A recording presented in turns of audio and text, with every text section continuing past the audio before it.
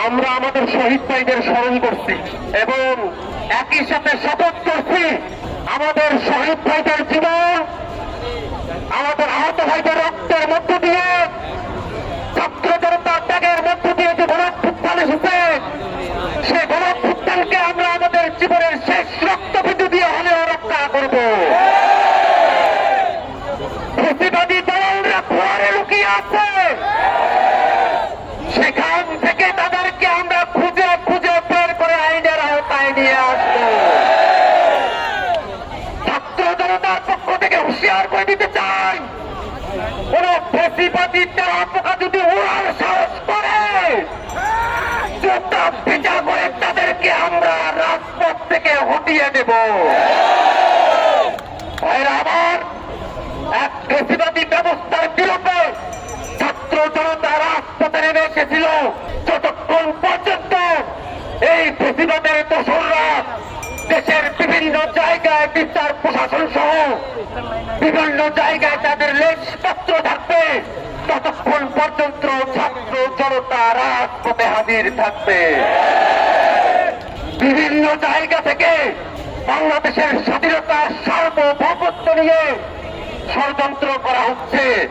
দেশের মধ্য থেকে ষড়যন্ত্র করেন আর বিদেশে বসে ষড়যন্ত্র করেন, বিদেশি শক্তিকে সাথে নিয়ে ষড়যন্ত্র করেন। বাংলাদেশের মানুষ এক সেকেন্ডের জন্য আপনাদেরকে প্রশ্রয় দেবে না। যতক্ষণ পর্যন্ত আমরা পরিপূর্ণ স্বাধীনতা অর্জন করতে পারছি না, ততক্ষণ পর্যন্ত রাজপথে থাকার শপথ আমরা কি নিতে পারি? আমরা রেজিস্ট্যান্স গ্রহণ করেছি, রেজিস্ট্যান্স উইকের ঘোষণা দিয়েছি, আমাদের এই কার্যক্রম অব্যাহত থাকবে। বাংলাদেশের আপামর ছাত্র জনতা ধর্ম, বর্ণ, লিঙ্গ নির্বিশেষে, দলমত নির্বিশেষে, আলেম ওলামা, ছাত্র জনতা সকলের কাছে আহ্বান, বিপদ কিন্তু এখনো কাটে নাই।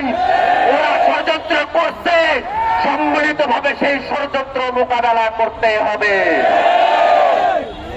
সুপ্রিয় বন্ধুগণ, আমাদের রেজিস্ট্রেশন উইকের কর্মসূচি চলতে থাকবে। আগামীকালের কর্মসূচি সন্ধ্যার মধ্যেই আমরা আপনাদেরকে জানিয়ে দেব।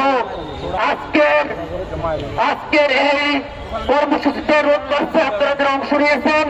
আমরা সর্বশেষ আমাদের শহীদ ভাইরা, আমাদের আশেপাশে তারা শহীদ হয়েছেন, অনেকেই শহীদ হয়েছেন, তাদের জন্য সর্বশেষ তাদের আত্মার মাগফিরাত কামনা করে আমার বক্তব্য আমি এখানে শেষ করছি। ধন্যবাদ সকলকে।